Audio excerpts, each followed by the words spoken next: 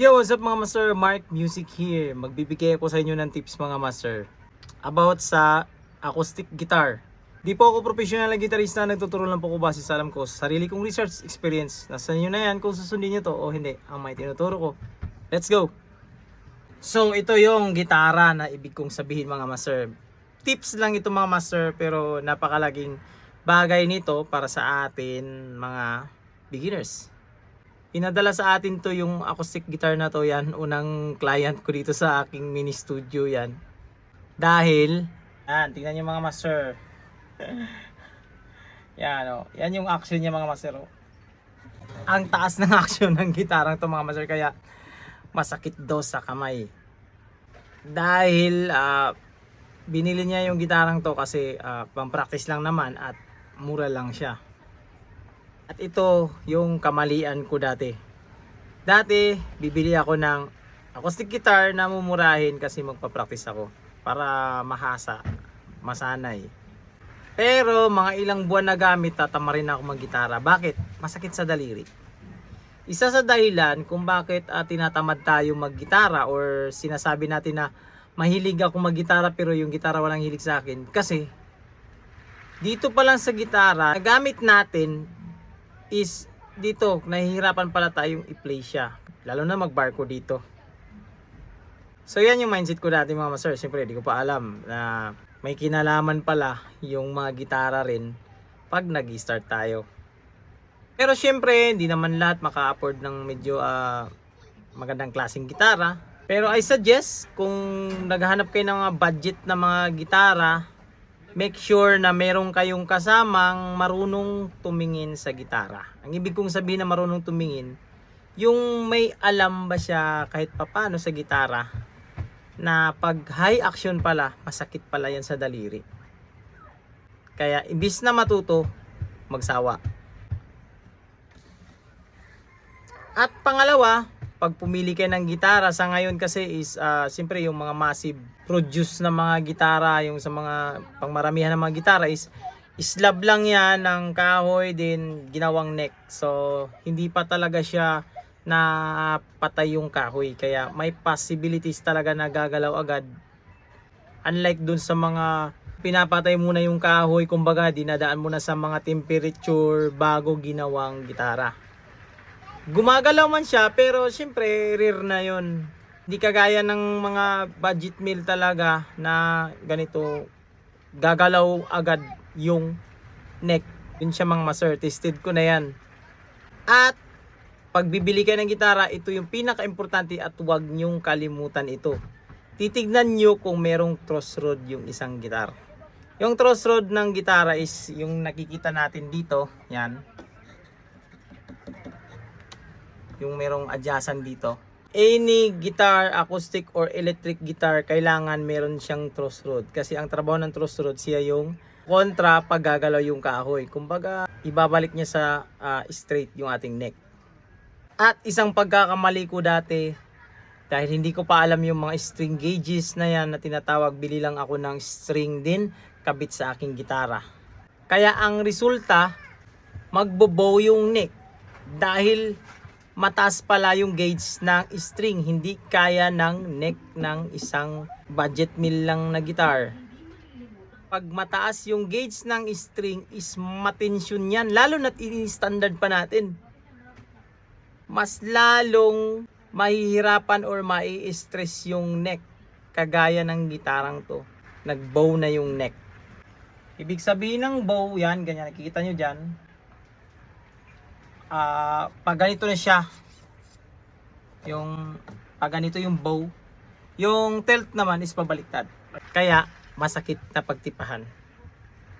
Kasi ang nabili niya ng gauge is gauge 13 na acoustic string.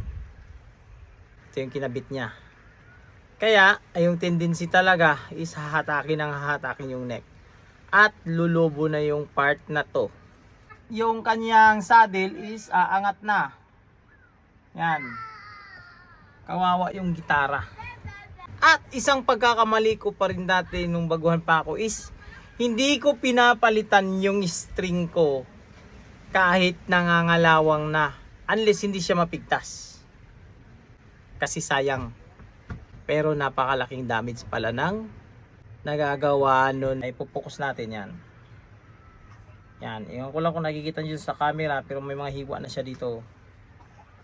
Dahil pag kinakalawang na, normal talaga pag sa bakal, pag kinakalawang magaspang. Dahilan kung bakit itong ating mga pet wires is nagkakaroon ng mga hiwa or mga kanal-kanal sa pet wires. Hindi yung sa mukha ko pimples ito. Yun siya mga master. Kaya restring o pet wires sanang mas mahal. In a long run, mas mapapamahal ka. At isa pa, yung pagkabit ng fake na strings. Kasi pure stainless yung iba dyan. So pag pure stainless, matigas yung mga string. Mas matigas pa siya i-compare dito sa ating pet wires. So mas lalong mapapabilis yung paghukay ng mga pet wires. Kasi stainless steel pret siya. Unlike sa mga legit na mga strings na naka-coated, yan.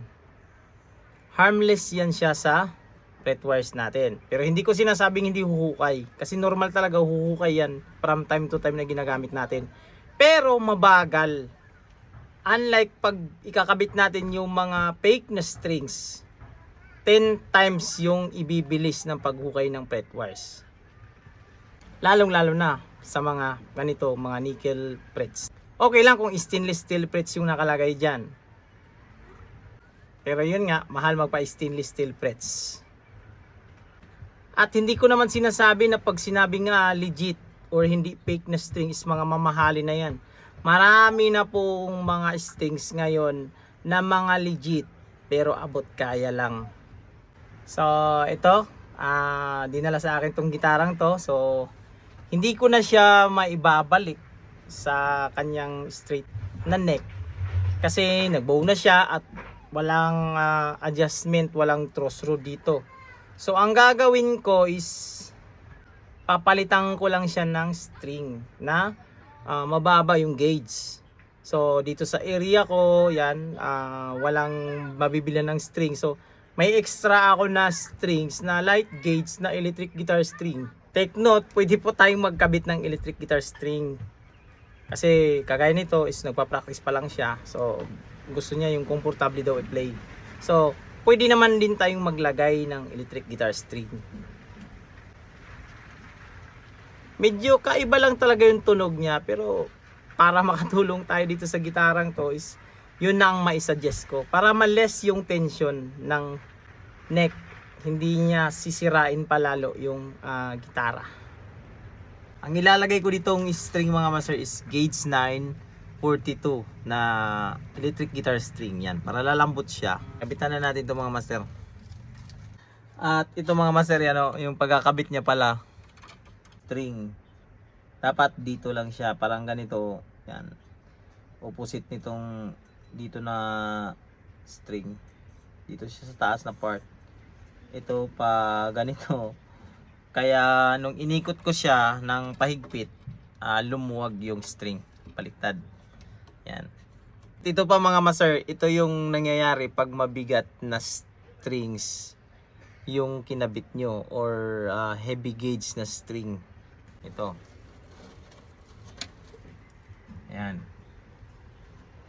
Kita nyo dyan mga master, biak na biak na itong mismong yung kabitan niya, ito yung bridge niya, ayan biak na At ito pa yung tandaan nyo mga master, kaya mayroong mga strings na parang mahina yung tunog at may malakas. Especially sa mga electric guitar, yan. May napapansin kayo parang mahina yung tunog or baka may diferensya yung pick up ng gitara ko. At sa acoustic guitar naman, hindi mapansin masyado pag naka-acoustic lang. Pero pag nakasaksak or merong pick up yung ating mga acoustic guitar, parang mahina yung string na to. Hindi po pick up ang diferensya niyan, ang string. Kasi ang string natin, pag iba-iba yung brand, dati nung hindi pa natin alam paano tumingin ng strings is magkaiba po yan yung brand niya. Lalong lalo na pag mga fake na strings. Merong mga made in stainless. Kaya minsan hindi siya kinakalawang. Kagaya nito. Kalawang na yung iba pero yung dalawang string na to, yung maliliit, is hindi siya kinakalawang yan. Kasi stainless siya. Hindi siya namamagnet. Ito mga masero yan, may pick up tayo. Then ilagay natin yung string. Hindi mamagnet. Hindi siya dumidikit yan. At ito naman yung legit na strings yan. Tingnan mo. Ilalagay ko pa lang dito, makikita nyo na agad na mamagnet siya. Lumalaban. Yun siya mga master. Ito yung tandaan nyo mga master. Lahat ng pick up ng gitara is may magnet yan. Kaya kailangan niya yung bakal or conductor ng magnet para mapipik niya yung vibration. Kaya yung string talaga normally kinakalawang yan. Namang di kinakalawang pero coated lang yon. Kumbaga sa loob pa rin nun is bakal pa rin, nandun pa rin. Kino-coat lang siya ng stainless. Kaya nga may naririnig tayo, coated stainless na nickels na string, or meron ding stainless na coated ng nickels. Yan, baliktaran lang yan sila. Pero hindi nawawala yung bakal na namamagnet. Ito, ayan lumidikit siya. At ito yung stainless na string. Pag ilalagay ko dito, yan see? Yan, natanggalan natin yung string niya. So, punasan na natin.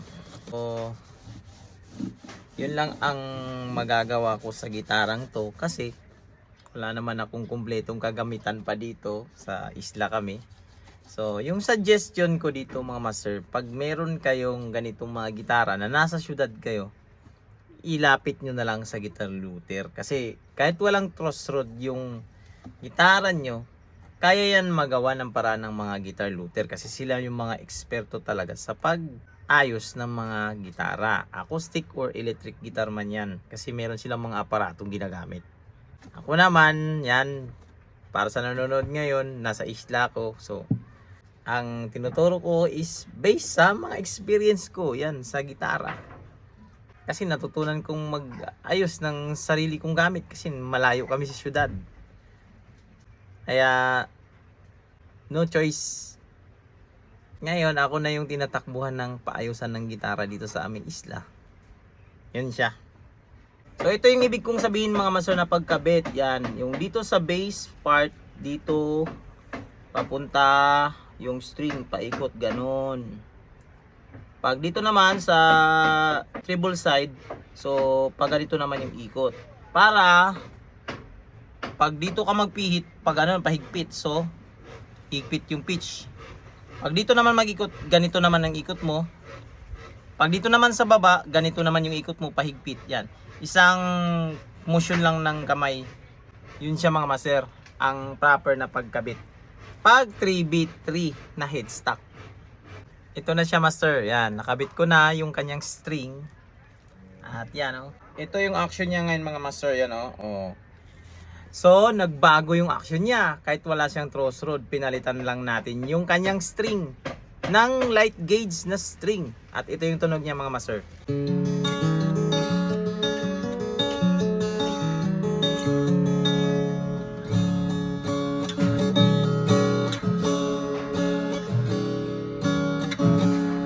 Yan. Low tuning lang talaga siya or down tuning. Inadya ko siyang down tuning kasi para malambot lang sa pagdipa. Hindi mahirapan yung nagpa-practice. At playable na siya. Hindi kagaya kanina.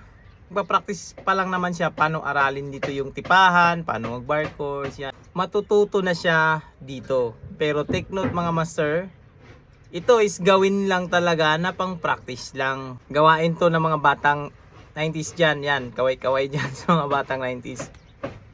Na yung mga acoustic guitar pinapalitan ng electric guitar strings para malambot. So hanggang dito lang yung video natin na ito mga master. Sana nagbigay ito ng konting idea para sa may mga ganito rin na problema sa acoustic guitar. So huwag itong kalimutang i-share sa mga kaibigan nyo, kilala nyo na mahilig sa gitara. So hanggang dito lang. This is Mark Music. God bless you all. Peace out. Yan, mamarkahan na natin itong gitara niya.